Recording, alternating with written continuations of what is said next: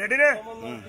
দাঁড়ান স্যার, আমি বলি কক্সবাজার জেলা প্রশাসক যে বর্তমান ডিসি স্যার আছে, ওনার থেকে যে এডিসি রেভিনিউ এডিসি ওই যে কি বলে ত্রাণের যে দায়িত্ব আছে এনজিও সেলের মহিলা, উনি যাদের নাম আসছে মেহের আলী সহ যে লিস্ট বাটন করছে, আমাদের যে সাধারণ গরিব মানুষ আছে তাদের লিস্ট আসে নাই, যারা 3টা তারিখে কুরবানি করছে তাদের নাম লিস্ট আসছে।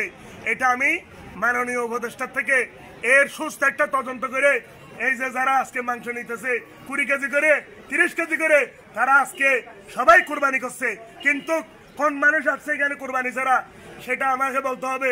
কারণ আমি কক্সবাজারের নাগরিক, আমার অধিকার আছে। আমি 3 বছর ডিসি অফিসের মাংস পাইছি, আমার নাম লিস্ট আসছে।